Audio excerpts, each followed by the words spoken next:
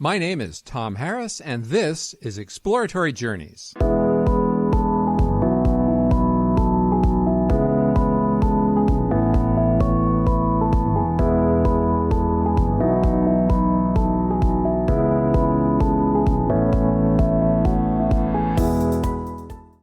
My co-host today is the ICSC-Canada Researcher, my daughter, Mary Jean Harris.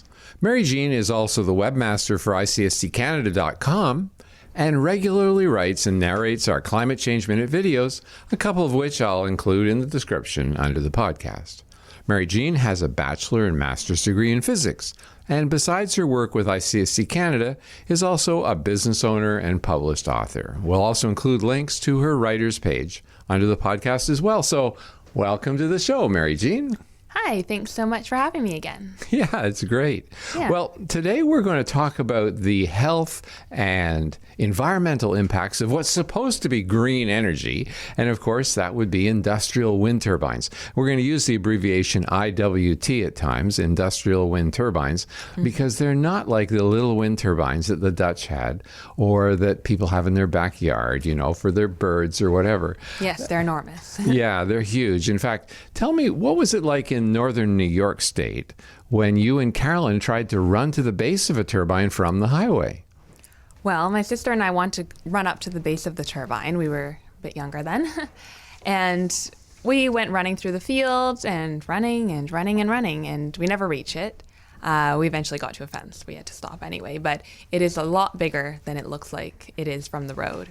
So even though it looks huge from the road, if you were right underneath it, it would look absolutely enormous. Yeah, twice as high as the Peace Tower, typically for a 2-megawatt turbine. Yeah. You know, our topic for discussion today is the negative health and environmental impacts of industrial wind turbines, but I'd like to first get a bit of the economics and energy considerations out of the way, because we're hearing frequently that, wind turbines are now competitive with natural gas. And well, it turns out a study done by Utah State University showed that when you include all the costs of wind turbines, the costs including making them and everything else, it turns out that wind-generated electricity costs 7 times as more than natural gas-generated electricity. 7 times. So that doesn't sound very cost competitive to me. Now, I don't think that's something that we in our society should actually afford. So, I mean, putting in large subsidies to this, I don't think that makes any sense, does it, Mary Jean? No, definitely not, especially when there's reliable energy that doesn't need all the subsidies. Mm-hmm. And the problem with wind turbines, many of which we'll get into today, but one of the major factors is that they're highly inefficient. And to get that 2.5 megawatts of power for a large turbine, you need wind speeds between 8 and 25 miles an hour. Yes, and the wind, though, doesn't blow at this speed most of the time, even in the best locations and conditions. And when the wind isn't blowing, fossil fuels are needed to maintain wind turbines when they cannot produce electricity. We also see that wind turbines last only about 15 years, which is half that of the expected 30-year lifetime. Yeah, half. Wow. And a coal station, they can work for 60 years. It's really just a total difference in order of magnitude. Now, what about the IWT, or industrial wind turbine noise? What do you think of that? You've been doing some research on that. Yes, yeah. The industrial wind turbine noise can have a lot of really negative health effects for people living near them. So one thing is sleep deprivation. This is caused by the subaudible sound waves sent out by the blades as they're spinning and creating vibrations in our homes and our body cavities. This includes our ears, ocular orbs, skulls, lungs, and bellies. This is the actual sound, subaudible. Yes, Yeah, it's a hard called word. Infrasound, Infrasound, which means that we can't actually hear it, but the effects of it can be felt in our bodies. Mm-hmm. So the organs of the inner ear control our sense of motion, position, and balance, and this is similar to other vertebrate species. One function is to respond to sounds and vibrations that we don't actually hear, but we feel. And like I said before, this is called infrasound. Mm-hmm. Infrasound, okay. Yeah. This can arise from wind turbines. So the infrasound increases pressure in the inner ear, and it can distort balance and hearing by causing false signals to the sensitive structures of the inner ear. These low-frequency noises set off stretch, pressure, and vibration receptors and detectors in and around our internal organs.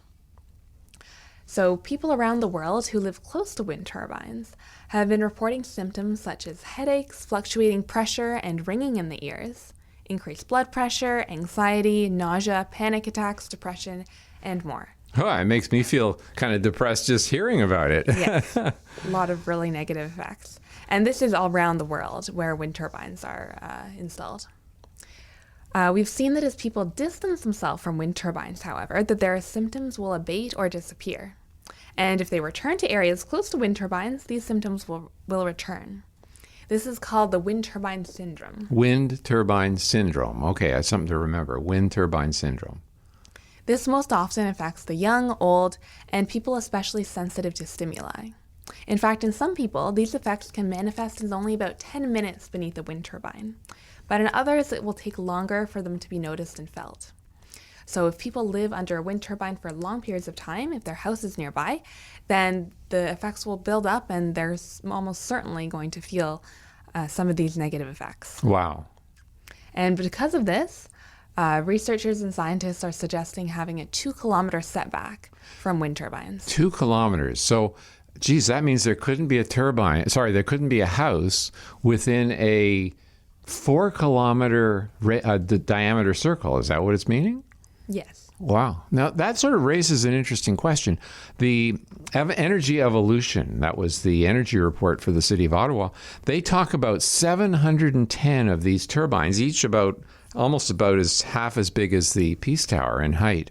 Mm-hmm. Now, you have to sort of wonder, would 710 turbines with a circle around them, 4 kilometers in diameter, so that there's no houses within that period, would 710 turbines even fit within the city of Ottawa limits? I don't know. I don't think it would. I mean, you'd have to place them very strategically. Oh, yeah. But it doesn't sound like 710 would really be able to fit. Also, the wind turbines can't be too close to each other because they actually interfere with each other. So not only 4 kilometers around the outskirts, but there also has to be a significant distance between them. Yeah, I understand they call it a wind shadow. Yeah. Yeah, so you can't have a turbine in the wind shadow of another turbine, or you're going to end up with a big reduction in airspeed, and so a big reduction in power. Environmentalists, they often talk about how people's lives are ruined by human-induced climate change, but they never seem to mention people's lives being ruined by misguided climate change plans. And of course, the whole driver behind the industrial wind turbine, the reason that they're putting them up everywhere is supposedly to stop climate change. Oh my God. But I mean, can we stop climate change? What do you think of that? No, it's a completely natural thing that happens, of course. If we look at the history of the Earth, climate's always changed. Well, that's right. I mean, if climate didn't change, we'd still be under 2 kilometers of ice like we were 25,000 years ago. Right. So, I mean, it's funny. Greenpeace came to my door years ago, and I guess they avoid my house now. And they asked for a donation to actually help stop climate change. And I said, "Oh, that's a good idea, because we're due for another ice age. Are you going to stop the next ice age?" They came to the wrong house. Yeah, exactly. Now, it's interesting. There's a report put out in 2013. It's called Adverse Health Effects of Industrial Wind Turbines. It's in the magazine College of Family Physicians of Ottawa. And 3 authors, Dr. Roy Jeffrey, Carmen Craw, and Brett Horner, here's what they said. People who live or work in close proximity to IWTs, which is industrial wind turbines, have experienced symptoms that include decreased quality of life, annoyance, stress, sleep disturbance, headache, anxiety, depression, cognitive. That sounds exactly like what you were just saying. Mm-hmm. So the science research supports it. This isn't just anecdotal. Yeah, they have both. Mm-hmm. Well, I got an article written, it was in World Commerce Review, about a very sad situation that's been going on in West Lincoln, Ontario. And I'd like to read some excerpts from it. It says in my article, this is me quoting myself, The tragic example is occurring in West Lincoln and surrounding regions of southern Ontario. There, despite the objections of local residents, wind developers have received approval to install at least 75 3-megawatt industrial wind turbines, each 602 stories high. Okay, 602 feet high. So that would be 60 stories high. These are incredible large turbines, the largest such machines in North America. One resident, Shelley Correa of Wellandport, Ontario, has particular reason to be concerned, and that's because her 12-year-old boy, he's now older, but because this was 2015, was diagnosed with sensory processing disorder, and he was supposed to live in an environment that didn't have excessive noise. And of course, that ideally, or originally, would have been West Lincoln, Ontario. But now, as a result of Ontario's Green Energy Act, the primary focus of which is climate change mitigation, they had an industrial wind turbine situated only 550 meters from their house. And 3 years later, I got an email from her, and I just wanted to read what it says, because, of course, she's had that turbine now for a few years, less than or just over half a kilometer.